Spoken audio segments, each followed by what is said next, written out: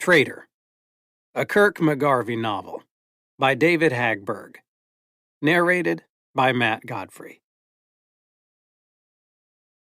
Opening moves.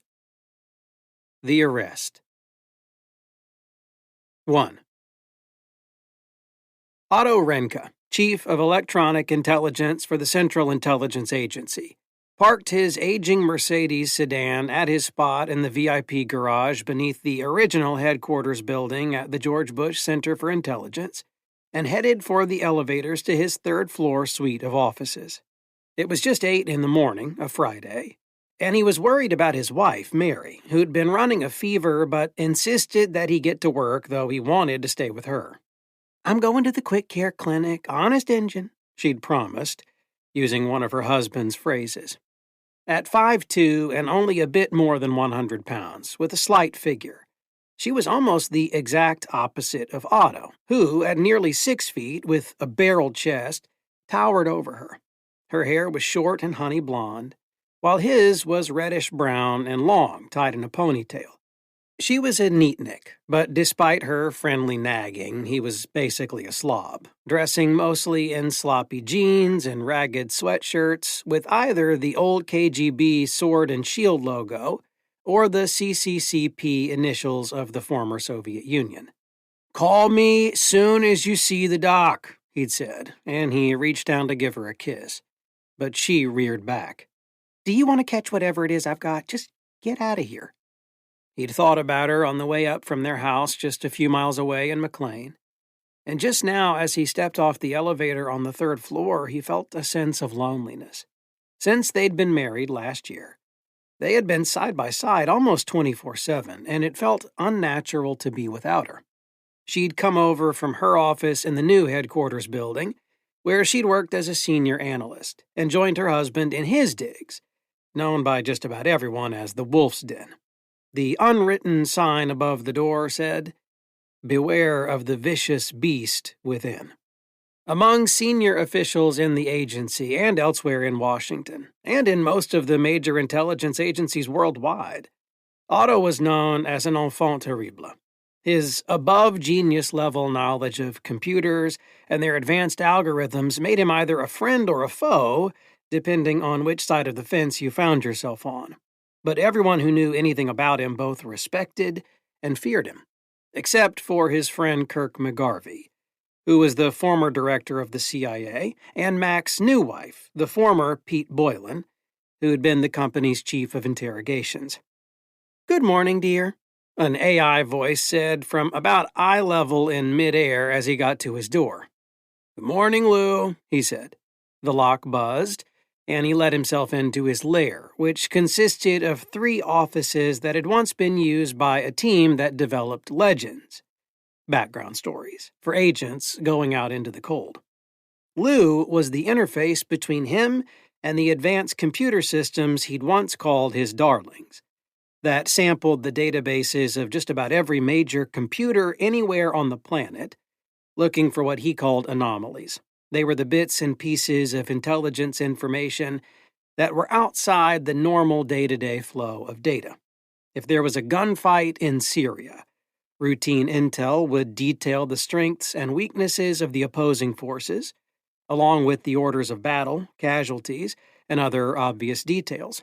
An anomaly could be the presence of a high-ranking officer under very deep cover from Russia, or perhaps North Korea or China. Someone who should not have been there, and whose purpose was unknown. Linking a series of anomalies together, his programs would come up with an assessment of risks for the U.S. and its allies. The greater the risk, the deeper the color lavender would appear on the many flat panel monitors. "How is Mary this morning?" Lou asked. "She's going to see a doc, and she promised to call." "Nothing serious, I hope." "A slight fever and cough. Probably just a cold." "Good," the program said. Louise Horn had been Otto's first wife, but she had been killed in a shootout during an operation a couple of years ago. When he'd managed to bring himself back to reality, he reconfigured his darlings, upgrading them to a near AI level and giving them his dead wife's personality and voice. Mary hadn't minded, and in fact, she and Louise had known each other, and she and the program were friends. They shared the mission of keeping Otto on track and in touch with the day-to-day bits and pieces of real life beyond his work. The first room contained 3 desks and a number of file cabinets and map cases, filled with printed matter that had never been scanned into any database. The middle room was Mary's lair, with her computer interfaces. The inner sanctum was Otto's, with no keyboards, only a 100-inch ultra-high-definition monitor on the wall, and a tabletop monitor about the size of a large pool table. Both surfaces were busy with streams of data, but the background color was only faintly lavender. For the moment, all was well with the world. Otto perched on the edge of the monitor table. "Anything I need to know about?" he asked. "Beyond background noises and the usual inquiries. In the past 24 hours, mostly from State concerning North Korea's probable continuation of its nuclear program and the attack on our embassy in Pyongyang, there is nothing of any real significance." "Something will come up," Otto said. He'd started smoking a couple of months ago, but when Mary had found out she'd made him quit, he wished he had a cigarette right now. "It usually does." "Where are Mac and Pete?" "They are currently on the island of Yakushima." "Japan?" "Yes, 50 miles south of Kyushu." "House shopping?" "My confidence level is 93%. "I thought they were on Nassau." "They are on Yakushima." "When did they leave the Bahamas?" 77 hours ago." "It's only 10 in the evening there. Let me talk to him." "Just a moment, dear," Lou said. "What is it?" "There is a message for you from Mr. Taft." Harold Taft was the director of the CIA. "Is he on the phone?" "No. Message is, Mr. Rinke, please come to my office at your earliest convenience." "Did he say why?" "No. Shall I repeat the message for you, dear?" "Thank you, Lou, but that won't be necessary," Otto said, pushing away from the table. "I'll go now."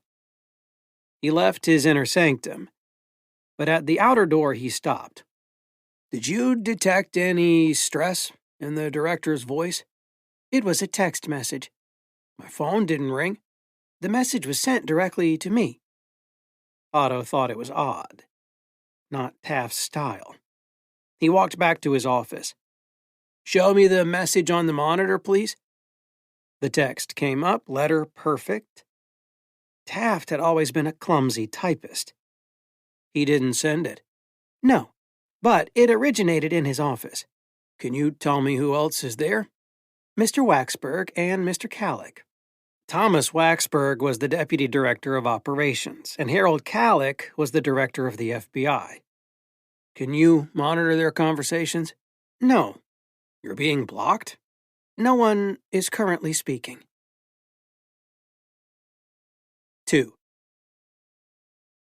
Kirk McGarvey and Pete strolled down the tree-lined path from the Sankara Hotel and Spa to the cabanas overlooking the sea toward the nearby island of Tanegashima, from which the Tanegashima Space Center launched rockets into space. The late September evening was soft, in the mid-70s, and only a slight breeze came from the Vincennes Strait separating the 2 islands.